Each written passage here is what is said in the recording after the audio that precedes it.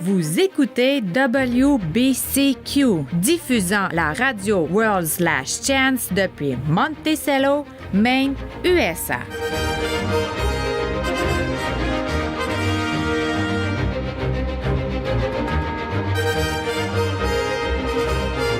Crimes violents, troubles politiques, instabilité financière. Tout indique une crise imminente, une crise sans précédent. Réglez votre fréquence sur Radio World/Chance pour découvrir comment vous préparer spirituellement à ce qui nous attend. Radio WLC prépare un peuple pour le retour imminent du Sauveur.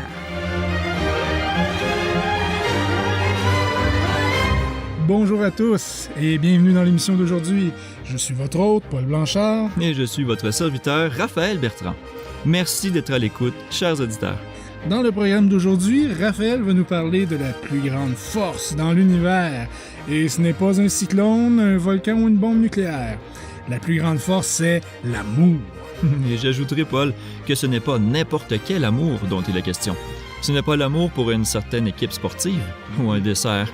Il ne s'agit pas non plus de l'amour qu'un homme a pour sa femme ou qu'une mère a pour son enfant.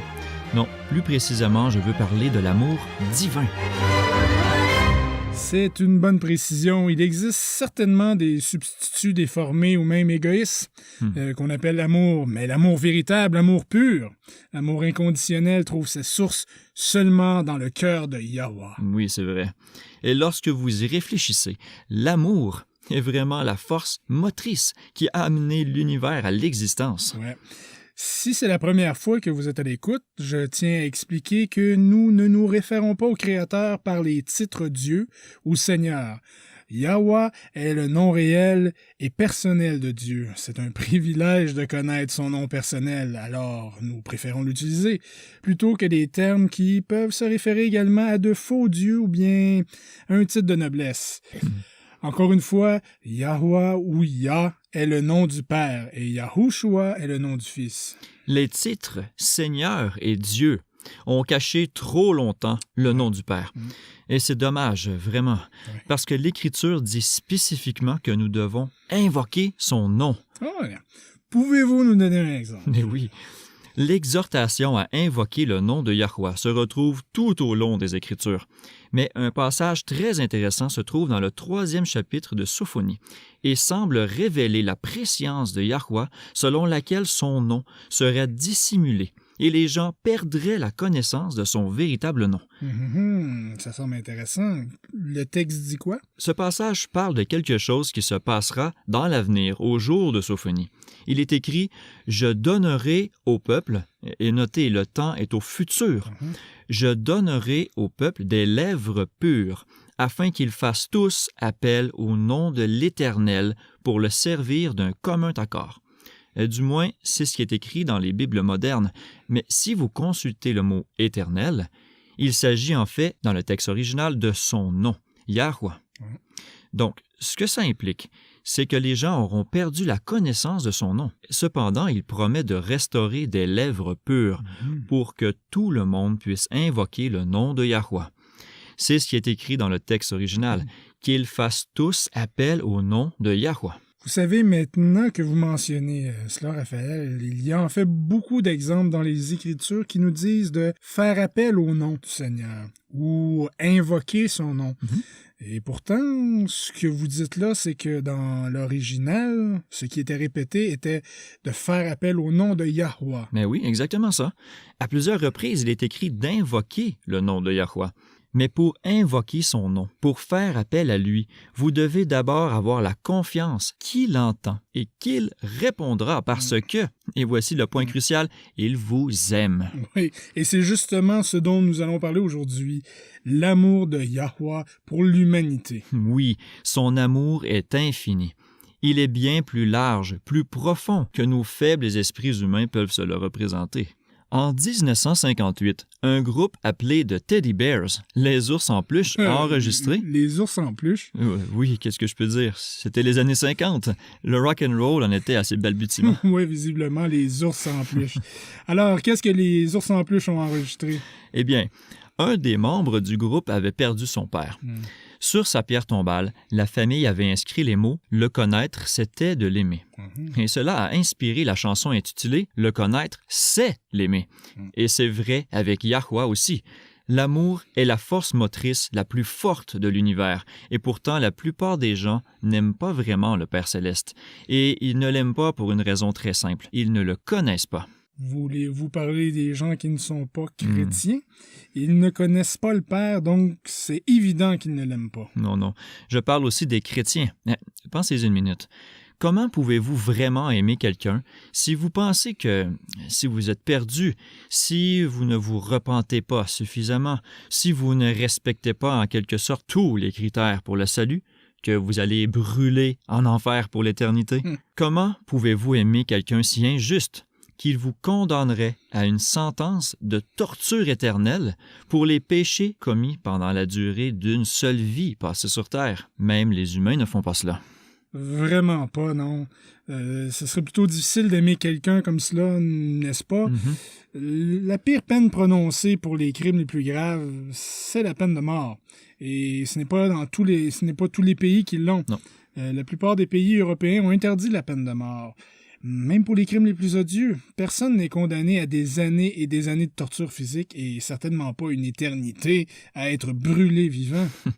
Et vous pouvez voir comment une telle croyance inculque la peur de Yahweh. Et je peux bien voir comment les gens qui croient de cette façon peuvent ne donner qu'un service des lèvres à aimer Dieu. Mais ils n'ont pas vraiment un amour émotionnel profond, ni une connexion durable avec lui. Mais comment le pourrait-il? Comment pourrait-on si on a peur de lui? Non, précisément. Et malheureusement, ce ne sont pas seulement ceux qui croient en un enfer brûlant éternellement qui ne connaissent pas le Père comme il est notre privilège de le connaître. Beaucoup de gens ne le connaissent pas parce que, et cela va vous paraître choquant, Paul, mais d'une certaine manière, ils commettent presque l'idolâtrie en détournant leur attention du Père vers le Fils. Attendez une minute. Oui, cela semble plutôt choquant. Nous sommes censés aimer et honorer le Fils. Après tout, Yahushua est le Fils de Yahweh, le Fils en qui il a mis toute son affection. Il est notre Sauveur. Yahushua lui-même a dit que son Père et lui sont un. Alors comment se concentrer sur le Fils pourrait être de l'idolâtrie? Eh bien, laissez-moi vous poser une question, Paul. Yep. Lorsque vos enfants étaient petits, vous leur avez enseigné à prier, n'est-ce pas?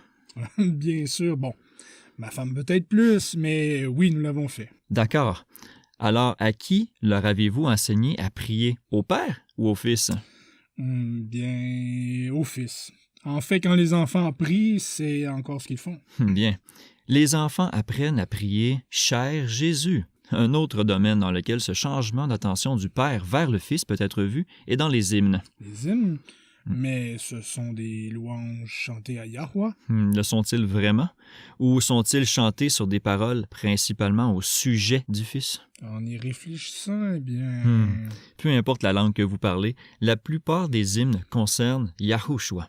En français, nous avons « T'aimer, Jésus, te connaître ». « À Jésus, je m'abandonne ». Il y a aussi « Entends-tu, Jésus t'appelle ». Et puis, il y a tous les hymnes dont les paroles se réfèrent à sa naissance, à son sang, sa résurrection. En espagnol, il y a un hymne appelé « La segunda venida de Cristo » ou « La seconde venue du Christ ». En swahili, il y a « Kamili ni Yesu Piki ». Je ne sais pas si je le prononce correctement, mais cela se traduit par « Le Sauveur Jésus seul ». Peu importe la langue que vous considérez. Vous trouverez que la majorité des hymnes chantés concernent uniquement le Fils, son amour, sa gentillesse, sa bonté, son pardon. Intéressant. Ce qui est vraiment intéressant, Paul, c'est lorsque vous comparez les nombreux hymnes et chants de louange à propos de Yahushua avec la poignée d'hymnes qui concernent Yahweh. Un ancien hymne est intitulé « Immortel, invisible, Dieu de toute sagesse ». Mais le chant se concentre entièrement sur la majesté et la grandeur de Yahweh.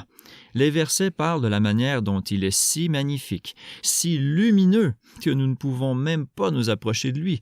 Il y a une ligne qui dit « dans une lumière inaccessible, cachée à nos yeux ».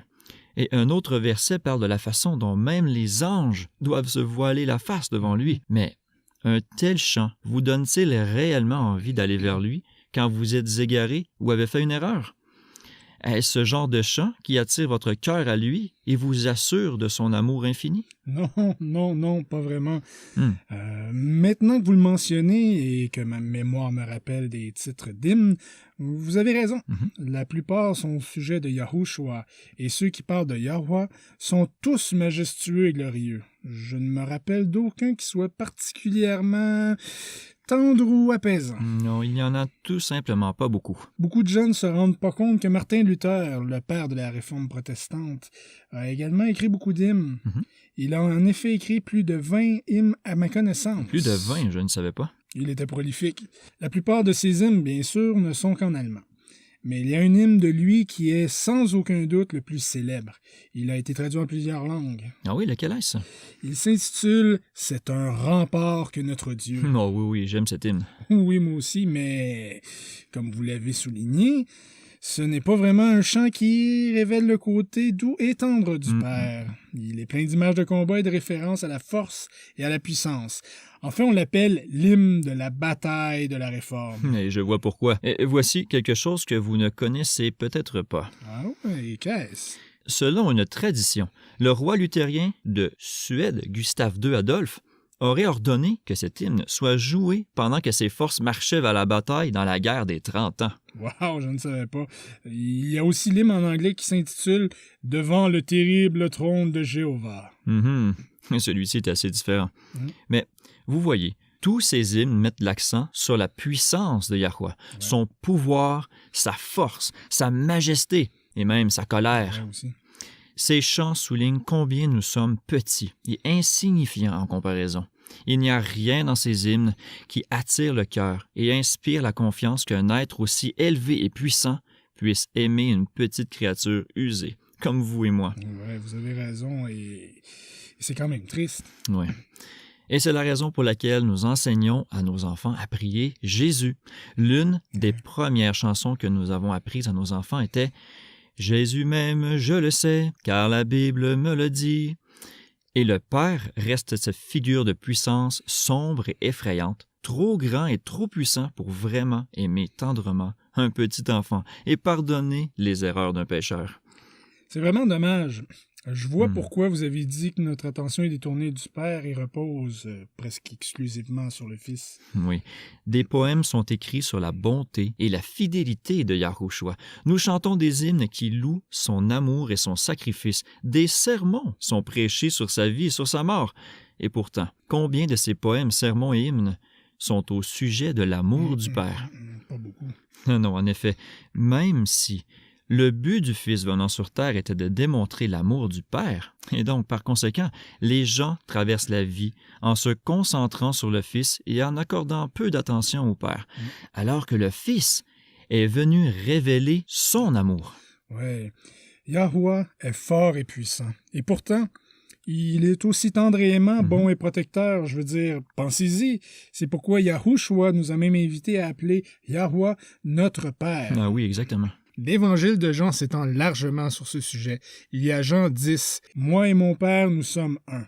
Ensuite, il y a la parole de Yahushua à Marie. Juste après sa résurrection, il a dit « Je monte vers mon Père et votre Père, vers mon Théos et votre Théos. » Oui, bien. Yahweh veut que nous pensions à lui comme notre Père aimant. Mais si on concentre notre attention presque exclusivement sur le Fils, sa tendresse, son amour, son pardon et sa bonté, nous oublions que ce sont les caractéristiques mêmes du Père et de son caractère. Wow, vous avez raison. Je n'avais jamais vraiment pensé à ça auparavant, mais comme vous venez de l'exposer, je comprends bien ce que vous dites. Écoutez, cela est très important. Si Yahweh lui-même était descendu sur terre et avait vécu une vie parmi nous, s'il avait voilé sa gloire et s'était humilié lui-même, revêtant un corps humain pour que nous puissions le voir, l'histoire que nous avons de la vie de Yahushua n'aurait pas été changée d'un iota dans le récit de ses paroles aimantes et de ses bonnes actions. Dans chaque acte du Fils, dans chaque leçon qu'il a enseignée, nous devons voir, entendre et reconnaître le Père. En le voyant, en l'entendant, en réalité, nous sommes en présence de l'acceptation aimante, du sourire rempli de bonté, des mouvements et des actes du Père. Laissez juste pour un moment votre esprit s'imprégner de cela et méditer là-dessus. Yahushua est allé apprécier l'hospitalité des publicains et des pécheurs. C'est l'une des raisons pour lesquelles les pharisiens l'ont rejeté. Il acceptait les exclus de la société. Il était volontiers un invité dans leur maison. Il avait de bonnes paroles pour les mères. Il était patient et doux avec les personnes âgées. Il accueillait les enfants et ne les éloignait pas. Quand les gens commettaient des erreurs, il pardonnait rapidement et sans hésiter. Ah, c'est beau. Et oui, c'est beau. Et pourtant, ce dont nous devons nous rappeler, c'est que dans chaque mot, dans chaque action de Yahushua, nous devons voir ce que le Père dirait et comment il agirait s'il était humain. Wow, c'est vraiment incroyable. Je n'avais jamais vraiment pensé à cela de cette façon. Et lorsque les gens se concentrent exclusivement sur la force, le pouvoir, la gloire et la puissance du Père, il est très facile d'oublier que le tendre amour révélé dans la vie du Sauveur révèle exactement ce qui est dans le cœur du Père et comment il parlerait, agirait et pardonnerait si lui-même était humain.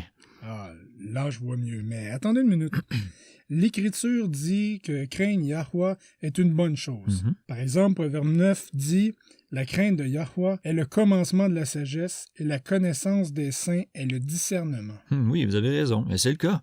Et ce n'est pas le seul endroit où c'est écrit. Dans Proverbe 1, ainsi que dans les psaumes, les Écritures affirment que la crainte de Yahweh est le début de la sagesse ou de la connaissance. Donc, un peu de peur saine n'est pas une mauvaise chose, apparemment. Franchement, non. Je ne pense pas qu'un peu de peur saine soit une bonne chose. Mais la Bible dit que ça l'est. Eh bien, permettez-moi de poursuivre. Je vais être un peu pointilleux ici. D'accord, allez-y. Si vous recherchez le mot traduit par « crainte » dans un dictionnaire biblique, il s'agit plutôt de révérence. Cela veut dire crainte, mais cela veut aussi dire révérence. Donc cela signifie bien craindre. Oui, mais attendez, il faut se rappeler que les langues changent. Elles évoluent avec le temps. Ouais. Maintenant, l'autre jour, vous me parliez de ce vieux dictionnaire de 1828 que vous aviez trouvé. Je vous ai demandé de l'apporter aujourd'hui parce que je voulais que vous cherchiez le mot révérence. Mais allez-y et cherchez-le. Comment définit-il la révérence? D'accord, laissez-moi une petite seconde. Révérence. Ici, il est dit crainte mêlée de respect et d'estime, vénération. D'accord, merci. Et maintenant, avant que nous soyons à l'antenne, j'ai aussi cherché le mot crainte dans le dictionnaire. Et vous voulez savoir ce qu'il dit? Bien évidemment, que dit-il? Eh bien, il y en a en fait plusieurs définitions différentes pour la crainte. Mais parmi elles, il est dit que la crainte est le culte de Dieu. Et il est dit qu'elle est révérence, respect, l'estime qui est due. C'est intéressant. Mais n'oubliez pas, ce dictionnaire a presque 200 ans. J'ai cherché les deux mots dans un dictionnaire en ligne et j'ai trouvé des définitions assez différentes. Ah oui? La définition moderne de la révérence est l'honneur ou le respect ressenti ou montré. La déférence, en particulier un respect profond et admiratif, émerveillement et vénération. Ce genre de définition semble s'accorder avec la définition de la crainte d'il y a 200 ans, n'est-ce pas? Effectivement, cela s'accorde. OK. Mais maintenant, j'aimerais que vous lisiez la définition moderne de la crainte. Je l'ai imprimée pour vous. Tenez, lisez. D'accord, je prends ça. Il est dit « La peur est un sentiment d'agitation et d'anxiété, dis-je, très désagréable et inquiétant, causé par la présence ou l'imminence du danger. C'est un sentiment d'inquiétude ou d'appréhension. » Et c'est ainsi que la plupart des gens définissent la crainte. Et même quand vous trouvez un dictionnaire qui inclut la définition de la révérence, la plupart des gens ne vont pas penser à respect profond et admiratif, émerveillement et vénération lorsqu'ils entendent le mot crainte. Ouais. Au contraire, ils pensent à un sentiment très désagréable causé par la présence du danger. Mhm. Et puisque les chants et les sermons au sujet de Yahuwah se focalisent invariablement sur sa puissance et son pouvoir, alors que les chants au sujet de Yahushua se concentrent sur son amour tendre et attentionné, devinez-vous quelle émotion la plupart des gens assimilent à Yahuwah? La peur. Oui, précisément. Eh bien, si vous ajoutez à cela la croyance que si vous ne parvenez pas à un niveau de comportement incroyablement élevé, si vous êtes perdu, vous passerez une éternité à être brûlé vivant. Ça nous aide pas beaucoup, n'est-ce pas? Non. Et le diable a certainement contribué aussi à cela. Vous voulez dire? Eh bien, si vous ne pouvez pas amener les gens à oublier le Sauveur, la meilleure chose à faire est de leur faire oublier que le Sauveur est venu révéler comment est le Père. Si tout l'objectif de la venue de Yahushua était juste de mourir, il aurait pu tout aussi bien arriver sur la terre et mourir immédiatement. Ouais. Il n'aurait pas eu besoin de naître en tant que nourrisson et de vivre une vie sur terre. Mais la raison de la venue du Sauveur était bien plus que de mourir. C'était aussi de révéler le caractère du Père comme étant aimant, bon, patient, joyeux, pardonnant, pensant aux autres, le meilleur ami que vous pourriez avoir. Ouais. Donc, j'aimerais parler de ce que nous connaissons du caractère du Père, car, en vérité, le connaître, c'est vraiment l'aimer. Cela me semble excellent et j'aimerais vous entendre là-dessus. Oui. Nous allons faire une pause rapide et à notre retour, nous allons parler de ce que Yahuwah est en tant que personne. À tout de suite. World/Chance a produit plus de 1500 documentaires dans plus de 30 langues. Visitez notre site web sur world/chance.com ou recherchez les vidéos WLC sur YouTube. De nouveaux documentaires sur une variété de sujets importants sont mis en ligne constamment. Commencez à les visionner et apprenez la vérité tant que vous en avez encore la chance sur world/chance.com.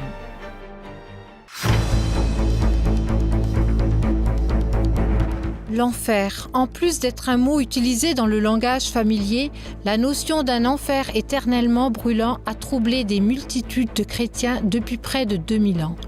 La philosophie grecque a commencé à fusionner avec le christianisme à la fin du IIe siècle de notre ère et avec elle s'est infiltré le concept d'un enfer éternellement brûlant.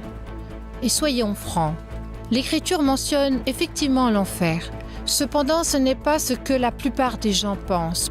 Pour savoir ce que la Bible dit sur l'enfer, visitez notre site internet à l'adresse world/chance.com et regardez notre vidéo « L'enfer, vous avez tout faux » ou recherchez-la sur YouTube. Regardez « L'enfer, vous avez tout faux » sur world/chance.com. Bienvenue à nouveau sur la radio de WLC. Je suis votre serviteur Paul Blanchard et j'ai le plaisir d'être en compagnie de Raphaël Bertrand. Bonjour. Nous avons parlé de l'amour que Yahuwah a pour l'humanité. Pas seulement notre race humaine dans son ensemble, mais son amour infini pour chaque individu. Pour vous, pour toi, pour moi. Dans la première partie de l'émission, Raphaël a souligné comment l'attention de la plupart des croyants est fixée sur le Sauveur plutôt que le Père, que le Sauveur est venu révéler. Nous parlons de l'amour et du pardon du Sauveur, mais quand il s'agit de Yahuwah, nous nous concentrons sur sa puissance, sa force et son pouvoir. Et cela ne fait pas de mal de savoir que quelqu'un est tout-puissant, tant que vous savez qu'il est bon et qu'il vous aime. Oui, c'est vrai.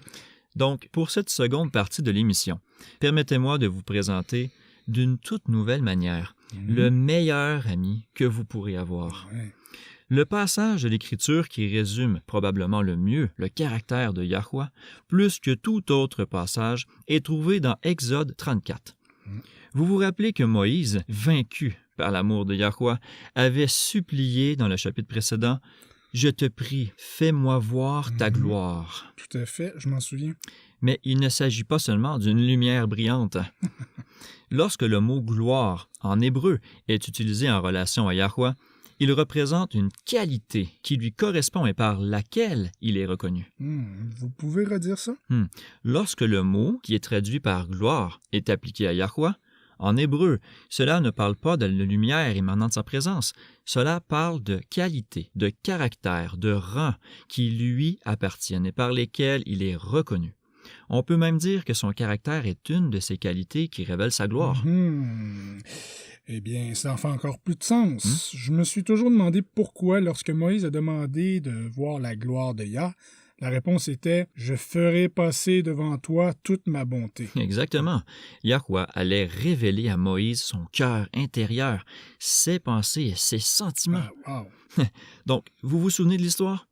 Yahweh a caché Moïse dans un creux du rocher et l'a couvert de sa main parce que personne ne peut voir la face de Yah et vivre. Et en passant, l'Écriture dit qu'il a déclaré son nom. C'est ce qui est écrit? Eh oui. Exode 34, versets 5 à 7 dit « Yahweh descendit dans une nuée, se tint là auprès de lui et proclama le nom de Yahweh. Et Yahweh passa devant lui et s'écria « Yahweh, Yahweh, Eloah miséricordieux et compatissant, lent à la colère, riche en bonté et en fidélité, qui conserve son amour jusqu'à 1000 générations, qui pardonne l'iniquité, la rébellion et le péché. » Et puis, j'aime le prochain verset, il dit « Aussitôt, Moïse s'inclina à terre et se prosterna. » Eh bien, oui, je le ferai aussi. Et moi aussi. Il a reçu un incroyable aperçu du cœur du divin. Et ce qu'il a vu était la pureté, la beauté, l'amour. Expérience indescriptible. C'est vraiment magnifique que cette révélation de la gloire de Yah se concentre entièrement sur son caractère. Oui, c'est vrai. Et c'est ce que nous devons faire, nous aussi. Nous ne pourrons pas avoir cette relation émotionnelle avec le Père, comme nous l'avons avec le Fils, jusqu'à ce que nous soyons convaincus à un niveau profond de l'âme qu'il nous aime de toutes les fibres de son être. J'apprécie ce que vous dites. Vous aviez raison, évidemment. En se concentrant sur sa puissance, son pouvoir, nous avons négligé le cœur même et l'âme de celui qui est pur amour. Dites-nous un peu plus sur les qualités personnelles révélées dans ce passage. Ouais, je suis content que vous me le demandiez. Nous utilisons souvent des mots sans réfléchir, des mots dont nous avons une définition fonctionnelle, mais nous n'avons pas toujours une représentation mentale claire de ce que ces mots signifient. Nous ne pouvons pas toujours les définir en les expliquant par d'autres mots. Par exemple, prenez le mot « miséricorde ». Exode 34 dit que Yahweh est miséricordieux. Mais qu'est-ce que cela signifie réellement pour vous? Avoir pitié de quelqu'un, être gentil. Oui, mais ce sont de bonnes approximations. Vous m'avez eu, hein? J'ai essayé de deviner. La miséricorde est définie comme cette bienveillance, douceur ou tendresse du cœur qui dispose une personne à négliger les blessures ou à traiter un offenseur mieux qu'il ne le mérite. C'est la disposition qui tempère la justice et induit une personne blessée à pardonner les offenses et les blessures et à s'abstenir du châtiment ou infliger moins que la loi ou la justice ne le justifie. Ouais, je ne savais pas tout ça. Et donc, quand il est écrit que Yahweh est miséricordieux, cela met en lumière la partie de son caractère qui est si tendre. Il est prompt à pardonner et même à négliger les blessures personnelles. Exactement. Et si la punition est donnée, elle est tempérée avec bonté et est inférieure à ce que la loi ou la stricte justice peuvent exiger. C'est quelque chose à méditer parce qu'en général, quand nous pensons à Yahweh, nous sommes conscients du fait que nous sommes des pécheurs. Et aussitôt qu'Adam et Ève ont péché, ils étaient sous le coup d'une peine de mort. Oui. Cela ne me fait pas penser immédiatement au pardon ou à la miséricorde. Oui, je sais, vous n'êtes pas le seul. La plupart des gens supposent que la colère de Yah n'a été apaisée que parce que Yahushua est intervenu et a dit « Je porterai la faute, punis-moi à leur place ». Ben oui, ça résume ce qu'on peut penser. Non, mais c'est faux. Ah, bon. Pouvez-vous m'en dire plus? Parce que je vais vous dire, avec des promesses de rétribution éternelle au-dessus de nos têtes, cela peut être un peu difficile à voir. D'accord. Permettez-moi de vous demander quelque chose, Paul. Je vous écoute. Lorsque quelqu'un vous fait du tort, je veux dire, vous fait vraiment du tort, disons, quand quelqu'un vous escroque en affaires, puis se retourne et salit votre réputation, vous causant encore plus de mal en affectant négativement votre capacité à gagner votre vie et à soutenir votre famille. Quelle est votre première réaction instinctive, viscérale? Eh bien, c'est facile. Cette personne accumule sur elle une rétribution très sûre. Ça ne retire pas chaque mot qu'elle a dit. Je ne lui ferai plus jamais confiance. Et je suis comme vous. Je suis assez doué pour porter rancune si on me provoque suffisamment. Entièrement d'accord. Mais vous voyez, ce n'est pas la réaction de Yahuwah. Sa première réaction spontanée contre l'insulte et la blessure est de pardonner.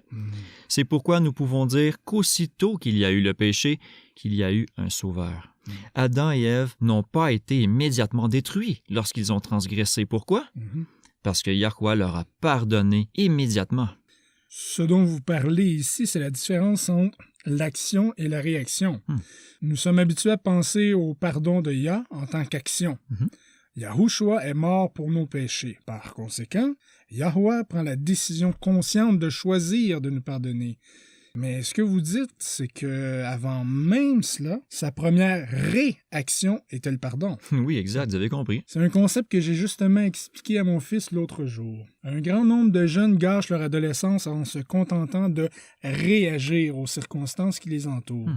Je les encourage à être proactifs, à prendre des décisions et faire des choix conscients, à agir plutôt que réagir dans sa vie. Oui, c'est un bon conseil. Nous devrions tous agir de manière logique plutôt que de réagir.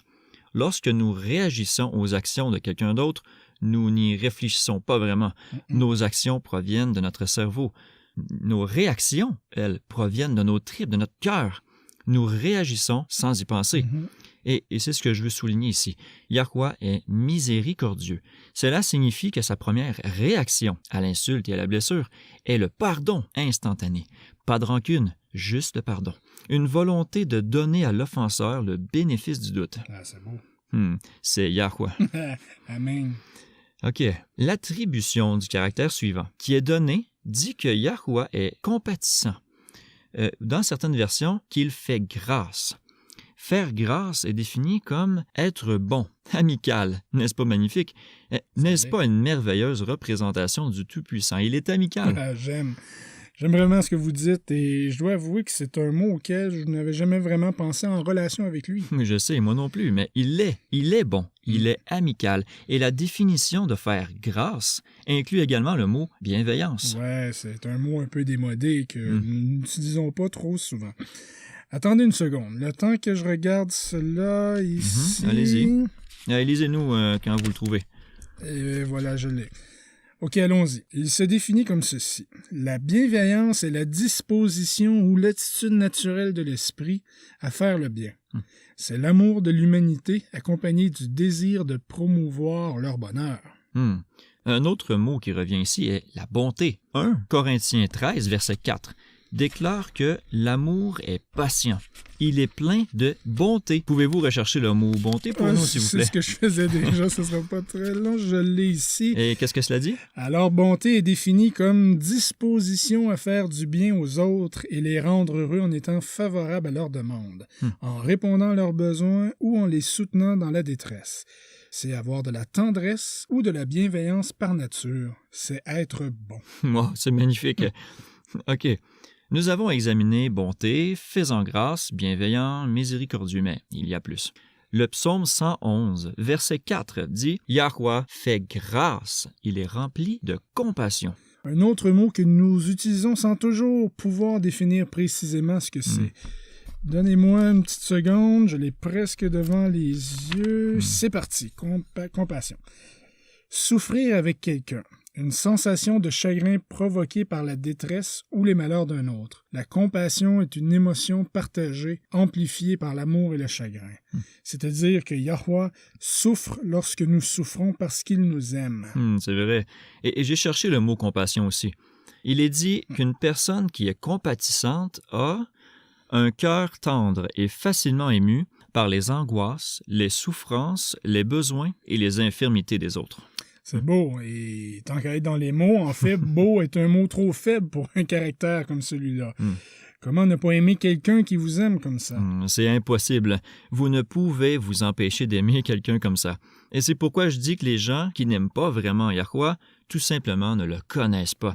Parce que vraiment, Le connaître, c'est l'aimer. Oui, ces qualités de caractère sont au-delà de ce qui est possible pour un être humain de ressentir par soi-même. Oh oui, je suis d'accord avec vous, là. Permettez-moi de vous parler de ma femme. Elle est comme une maman ours quand il s'agit de nos enfants. Je veux dire, cette femme peut garder rancune comme vous ne le croiriez pas, quand il s'agit de défendre ou de protéger un de ses enfants. Ouais, les mères sont généralement comme ça. Oui, mais elle l'est vraiment. Quand notre première fille est née, nous étions amis avec un couple qui avait un petit garçon du même âge que notre fille. Et il arrivait que le garçon, qui était juste un bébé lui aussi, fasse mal à notre bébé. Et ce n'était pas intentionnel, ce n'était qu'un bébé lui aussi. Mais je me souviens d'une fois où notre petite fille avait saisi un tiroir du bas et s'était hissée pour se tenir debout. Elle avait, je ne sais pas, peut-être 10 mois.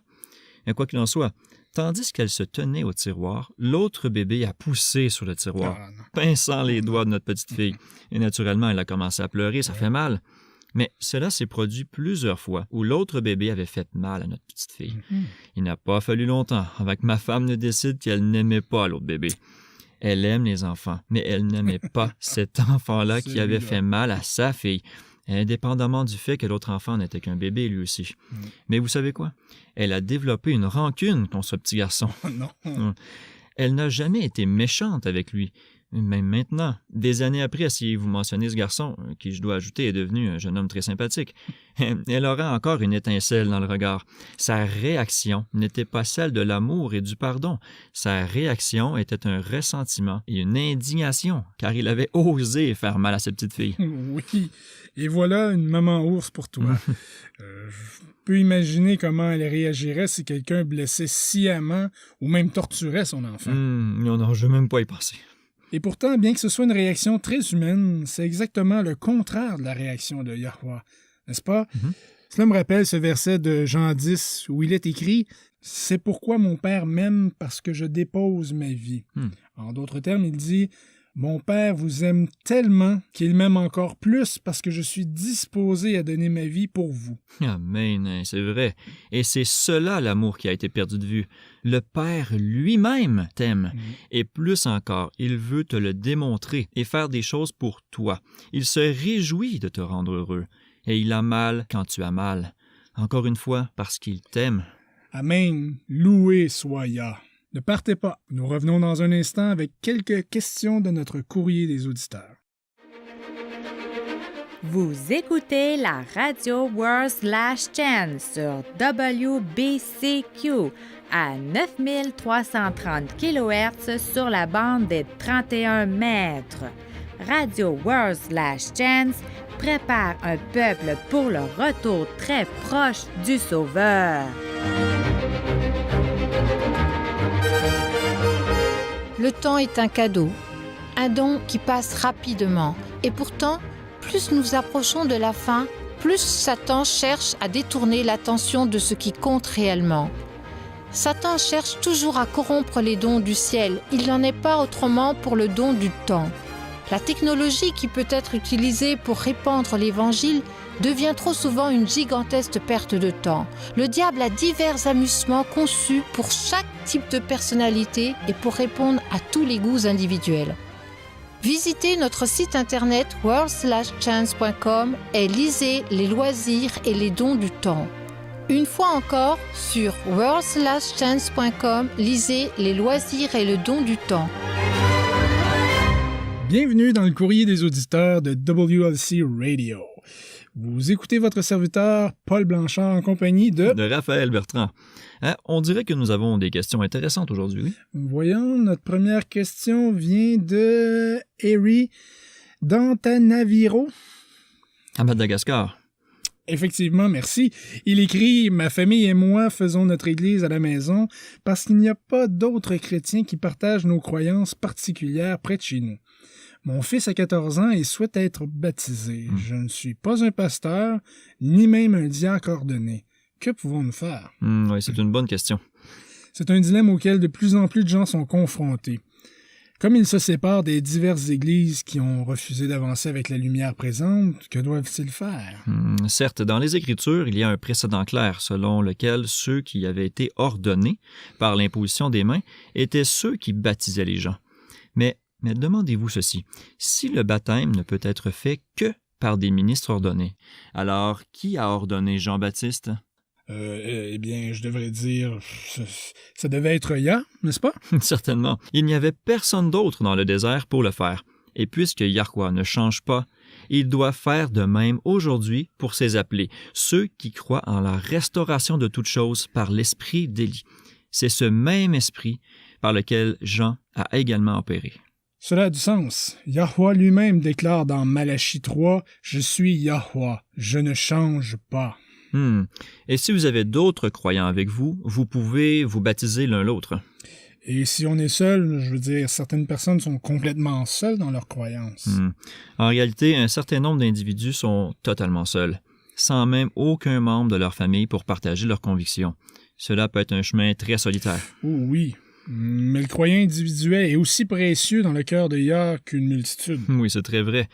Eh bien, si vous êtes complètement seul, il n'y a aucun mandat dans l'Écriture qui dit que le baptême doit être effectué par quelqu'un d'autre. Si nécessaire, vous pouvez prier et dire « Je reçois ton baptême au nom de Yahushua », puis immergez-vous complètement. Le principe est d'être baptisé au nom de Yahushua et par la foi dans les mérites de son sang. C'est cela qui est important. Ce n'est pas qui le fait. Vous savez une autre chose, Raphaël, je pense qui devrait être mentionné ici, c'est le fait que le baptême lui-même a changé depuis les jours des apôtres. Oh oui, que voulez-vous dire? Bien, beaucoup d'églises baptisent aujourd'hui les gens dans leur dénomination ou leur communion spécifique. Il y a un ensemble de croyances qu'il faut accepter avant que le ministre ne baptise la personne. Ils ne sont pas baptisés dans le corps du Christ, pour ainsi dire. Au contraire, ils sont baptisés dans une communauté de foi particulière avec l'ensemble des croyances doctrinales de cette dénomination spécifique. Oui, c'est un très bon point, Paul. Avec l'ensemble des dénominations organisées ayant quelques erreurs, ou au mieux, ayant rejeté quelques rayons de lumière avancés, être baptisé dans cette dénomination est quelque chose que les croyants sincères ne peuvent pas faire, parce qu'il faudrait accepter certaines croyances qui sont fausses. OK, alors, qu'avons-nous comme prochaine question? La prochaine question est d'Isabelle d'Avignon en France. Elle dit « Pendant les sabbats, mon mari et moi avons passé beaucoup de temps à parcourir les différents articles sur votre site. Nous avons vraiment été bénis par ce que nous apprenons, mais je dois dire que certains d'entre eux ont été très choquants. Il y a beaucoup de choses assez différentes de ce que j'entends à l'Église. Pouvez-vous expliquer comment vous êtes parvenu à vos conclusions? Merci d'avance. » OK. C'est une question légitime. Eh bien, Isabelle, WLC établit la vérité par ce que nous aimons appeler la règle du poids de la preuve. La Bible est un grand livre, même imprimé sur le papier vélin le plus fin. Ma Bible a plus d'1 millier de pages. Il y a beaucoup d'informations là-dedans. Il y a beaucoup de passages différents dans la Bible. Et soyons honnêtes, n'importe qui peut prouver presque tout ce qu'il veut à partir de la Bible. Tout ce qu'il a à faire est d'utiliser la technique du texte-preuve. Vous étiez en train de me perdre pendant une minute, mais vous avez raison. Les gens le font tout le temps. Ceux qui croient en un enfer éternellement brûlant citent l'Écriture pour le prouver. En même temps, ceux qui croient au sommeil de l'âme citent d'autres passages de l'Écriture pour prouver qu'à la mort, l'âme ne va pas au ciel, mais dort dans la tombe jusqu'à la seconde venue. Précisément. C'est le texte-preuve. Vous prenez un seul texte et vous l'utilisez pour prouver votre croyance, en ignorant ce que tout autre passage de la Bible a à dire sur le sujet. Et vous pouvez vraiment prouver presque tout de cette façon. Oui. Le plus grand problème à essayer d'établir une doctrine de cette façon est que ces versets sont habituellement pris hors contexte. Et c'est pourquoi il existe tellement de croyances et de doctrines différentes au sein du christianisme. C'est juste. Mais prendre un passage hors contexte, en le manipulant, en le tordant pour soutenir ce que vous voulez dire, ce n'est pas comme cela que vous pouvez arriver à la vérité. Alors, comment fait-on? Eh bien, si vous utilisez la règle du poids de la preuve, vous rassemblez tous les passages des Écritures qui abordent ce sujet particulier. Vous étudiez soigneusement chaque passage dans le contexte, sans ignorer ce que disent les autres versets autour, et ensuite vous verrez clairement où le poids de la preuve penche. Si un verset n'est pas clair, recherchez ce que signifient les mots, et prenez votre temps, soyez minutieux. Si vous prenez tous les versets sur un sujet donné et que vous l'étudiez dans le contexte, l'Esprit Saint vous conduira à une conclusion correcte. Ouais, j'aime ça. Et cette méthode d'étude de la Bible est elle-même biblique. Isaïe 28 dit « Car il faut leur donner commandement après commandement, commandement après commandement, ligne après ligne, ligne après ligne, un peu ici, un peu là. » Et cela décrit le principe de rassembler les informations, d'étudier dans le contexte et de voir où le poids de la preuve repose. Et il y a un autre principe biblique important à garder à l'esprit. Ce principe est mentionné dans Deutéronome, Nombre, et aussi dans l'Évangile de Matthieu. Oui, lequel? C'est celui qui dit « Un fait ne pourra s'établir que sur la déposition de 2 ou de 3 témoins. » Ah, eh bien, nous y voilà. Cela empêche quiconque de s'arrêter en utilisant un seul texte sorti du contexte. Oui, c'est vrai. À WLC, nous apprécions toujours de recevoir des nouvelles de nos auditeurs. Si vous avez une question ou un commentaire, visitez notre site web sur worldlastchance.com et cliquez sur l'icône radio WLC pour savoir comment nous contacter. Nous ne pourrons peut-être pas répondre à tout le monde à l'antenne, mais nous ferons de notre mieux. Encore une fois, c'est worldlastchance.com. Nous avons hâte d'avoir de vos nouvelles. Vous écoutez Marie Leblond sur la radio WLC pour votre promesse quotidienne de la parole de Yah. Ce fut une très longue journée. Des multitudes étaient accourues. C'était merveilleux de voir quelqu'un guéri. Mieux encore d'entendre les magnifiques mots encourageants prononcés des lèvres du Sauveur. Finalement, Yahushua et ses disciples montèrent dans un petit bateau. Le Sauveur était tellement épuisé qu'il se coucha au fond du bateau et s'endormit presque immédiatement. Au début, c'était agréable sur le lac. Le soleil descendant scintillait comme des diamants sur les eaux ondulées par la brise, alors que les disciples discutaient tranquillement de ce qu'ils avaient vu et appris ce jour-là. Le calme, cependant, ne dura pas longtemps. Une tempête inattendue commença à souffler. Les pêcheurs expérimentés ramèrent, rassurant ceux qui n'étaient pas pêcheurs qu'ils en avaient déjà vu pire. Mais il devint assez vite évident que non. Les éclairs toujours préoccupants sur l'eau frappaient comme des poignards lumineux dangereusement près. Le vent hurlait comme une horde de démons soufflant des vagues en rafales sur des hommes tremblants. Durant tout cela, Yahushua dormait. Il avait fidèlement travaillé, faisant la volonté de son Père toute la journée. À présent, même le balancement déchaîné du bateau ou les jets d'eau froide étaient insuffisants pour l'éveiller. Les disciples faisaient de leur mieux, mais ce n'était pas suffisant et ils le savaient. Sans l'aide divine, ils allaient tous se noyer.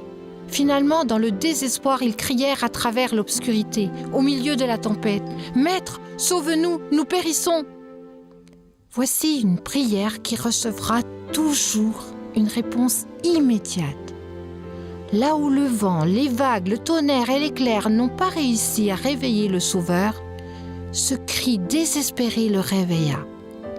Il s'assit et, confiant dans son Père comme toujours, il dit calmement « Fais silence, tais-toi !» Le psaume 34 déclare « Quand un malheureux crie, Yahweh entend et il le sauve de toutes ses détresses. As-tu besoin d'aide? Invoque son nom.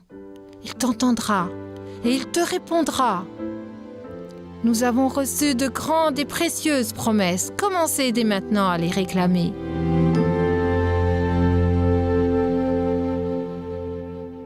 J'ai vraiment apprécié l'émission d'aujourd'hui. Vous savez, Raphaël, au début, vous m'avez un peu choqué. Ah oui, j'ai fait ça? Oui. Quand vous avez dit que le fait de se concentrer exclusivement sur le Sauveur était essentiellement de l'idolâtrie. Eh bien, désolé pour cela. Ça va. Ouais, je vois maintenant ce que vous voulez dire. Yahushua est venu pour révéler le Père. Mais nous nous concentrons tellement sur le Fils que nous oublions ce fait. C'est vrai, nous l'oublions. Écoutez, chers amis, si vous voulez savoir ce à quoi Yahweh ressemble vraiment à l'intérieur, dans son grand cœur, tout ce que vous avez à faire est de lire 1er épître des Corinthiens, chapitre 13. Et partout où il y a le mot « amour » ou « charité », insérez à la place le nom Yahweh. D'accord. Écoutez pendant que je fais cela. Yah est patient. Il est plein de bonté. Yah n'est pas envieux. Yahweh ne se vante pas. Il ne s'enfle pas d'orgueil. Yah n'agit pas avec inconvenance. Yah ne cherche pas son propre intérêt.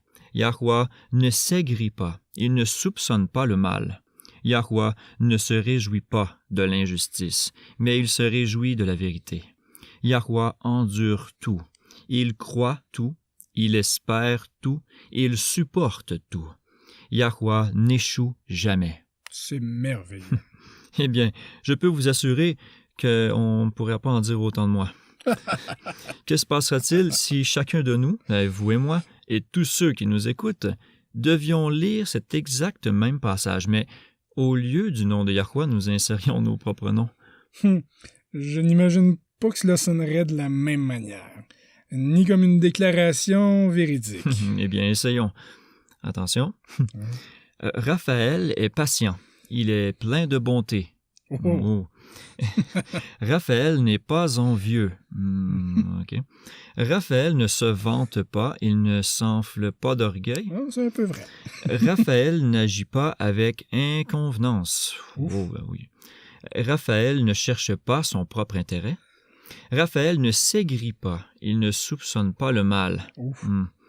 Raphaël ne se réjouit pas de l'injustice, mais il se réjouit de la vérité. Raphaël endure tout, il croit tout, il espère tout, et il supporte tout. Raphaël n'échoue jamais. Et je n'ai pas trop bien réussi avec mon nom à sa place, et vous?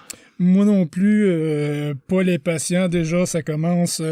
Fait grimacer un peu en pensant à tant de fois où j'ai échoué, et de façon spectaculaire. Oui, pareil pour moi. La bonne nouvelle, c'est que nous pouvons faire confiance à notre Père Céleste. La fin est là. Nous vivons dans les derniers jours de l'histoire de la Terre. Il n'y a aucun moyen pour nous d'être prêts. Et pourtant, par la foi, dans la bonté et l'amour de Yah, nous pouvons lui faire confiance pour nous préparer. Et c'est ce que j'aimerais que tout le monde emporte avec lui aujourd'hui. Peu importe ce que vous avez fait, peu importe les erreurs que vous avez faites ou les mensonges que vous avez crus. Tout ce qui compte, c'est que le Père vous aime et qu'il a rendu tout librement disponible, tout ce dont vous avez besoin pour vous préparer. Il est plus que temps de se préparer. Il est vraiment plus que temps. Les tensions au Moyen-Orient se répandent en Europe avec l'afflux des migrants musulmans dont beaucoup ne respectent pas même le droit des Européens de croire différemment qu'eux. De plus, les actions du pape sont clairement conçues pour le mettre en avant, afin d'être le choix logique pour agir en tant que leader spirituel et représentant de l'humanité. Saviez-vous, Paul, que le pape et le patriarche orthodoxe russe se sont rencontrés à Cuba juste avant que le patriarche ne se rende en Antarctique? Ah non, je ne savais pas. Et vous vous demandez pourquoi? Mais oui, tout à fait. Mais une chose est sûre, ce pape sera élevé à une position encore plus puissante et influente qu'il ne l'est actuellement. Lorsque cela se produira, les prophéties de l'Apocalypse s'accompliront en succession très rapide. Apocalypse 8 et 9 révèlent que, dans les jours à venir, des démons possédant des corps hybrides, ressemblant à des extraterrestres, envahiront la Terre. Dans la panique qui s'ensuivra assurément, le pape sera le choix logique pour négocier un traité de paix entre les soi-disant extraterrestres et la Terre. À ce moment-là, tous ceux qui se tiendront fermement pour la vérité, refusant de faire des compromis sur les principes, seront confrontés à la persécution. C'est maintenant le moment de se préparer. C'est maintenant le moment de s'abandonner complètement au Créateur. C'est maintenant le moment d'apprendre à connaître Yahweh et de le connaître si bien que vous nierez la preuve même de vos sens quand tout cela arrivera et vous vous accrocherez à la Bible et à la Bible seule. Donc, la foi et la confiance doivent devenir des habitudes. C'est uniquement si elles sont habituelles maintenant que nous nous souviendrons de faire confiance et d'exercer la foi à ce moment-là. C'est exact. Eh bien, mon cher Raphaël, notre temps est terminé pour aujourd'hui. Rejoignez-nous demain à la même heure. Notre émission est d'avertir le monde du retour très proche du Sauveur, tout en vous aidant à connaître le Père et le Fils d'une manière nouvelle et plus intime. Il vous aime d'un amour que l'éternité elle-même ne pourra jamais révéler complètement. Jusqu'à demain, rappelez-vous, Yahweh vous aime et il est digne de confiance.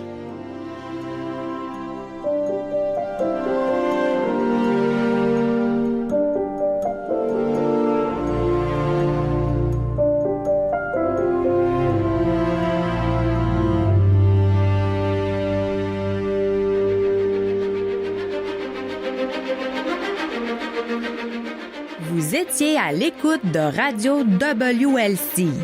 Rejoignez-nous demain pour un autre message rempli de vérité sur WBCQ à 9330 kHz sur la bande des 31 mètres. Radio World/Chance prépare un peuple pour le retour très proche du Sauveur.